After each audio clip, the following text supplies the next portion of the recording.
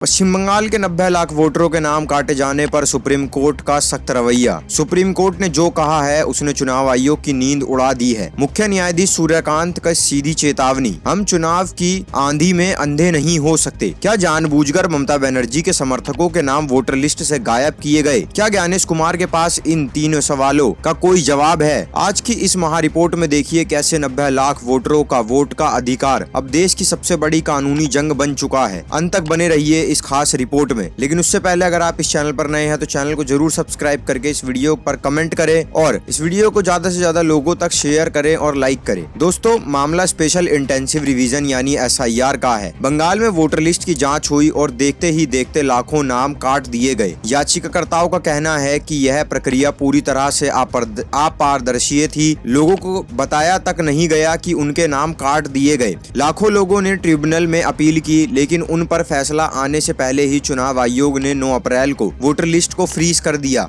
यानी appeal pending है, लेकिन आपका वोट देने का हक छीन लिया गया। इसी पर सुप्रीम कोर्ट ने सवाल उठाया कि क्या यह लोकतंत्र की मूल भावना के खिलाफ नहीं है? कोर्ट रूम के अंदर जो हुआ वो चुनाव आयोग के लिए किसी सदमे से कम नहीं था। उन्होंने साफ कहा है कि वोट देना सिर्फ एक कानूनी प्रक्रिया नहीं है, यह एक नागरिक की पहचान और उसका भावनात्मक अधिकार है। उन्होंने आयोग को आईना दिखाते हुए कहा कि जब आप लाखों दस्तावेजों की जांच करते हैं तो गलती होनी स्वाभाविक है। ऐसे में एक मजबूत अपील सिस्टम क्यों नहीं बनाया गया? कोर्ट के इस तेवरों ने साफ कर दिया है कि सिस्टम की जवाबदेही तय करेगी कि ज्ञानेश कुमार पर अब दबाव है कि वो साबित करें कि यह प्रक्रिया निष्पक्ष थी या नहीं। इस कानूनी लड़ाई का सबसे बड़ा राजनीतिक चेहरा है ममता बनर्जी। ममता और अभिषेक बनर्जी लगातार आरोप लगा रहे हैं कि चुनाव आयोग ने चुन चुन कर TMC समर्थकों के नाम काटे हैं। ममता का मानना है कि अगर ये 90 लाख वोटर वापस जुड़ते हैं तो चुनावी नतीजे पूरी तरह से बदल जाएंगे। विपक्ष इसे बीजेपी और चुनाव आयोग के साठगांठ के तौर पर पेश कर रहा है। ममता बनर्जी को इस मामले में एक बड़ी सियासी बढ़त मिलती दिख रही है, क्योंकि वो खुद को जनता के अधिकारों की रक्षक के तौर पर पेश कर रही है। फिलहाल 34 लाख लोगों की अपील अभी भी ट्रिब्यूनल में लंबित है। हालांकि कोर्ट ने तत्काल राहत नहीं दी है, लेकिन एक उम्मीद का दरवाजा खुल रखा है। कोर्ट ने कहा है कि अगर अपील मंजूर होती है तो परिणाम बदल सकते हैं। इसका सीधा मतलब है कि अगर वोटिंग से पहले यह नतीजों के दौरान कोई बड़ा बदलाव आता है तो चुनाव आयोग की पूरी मेहनत पर पानी फिर सकता है।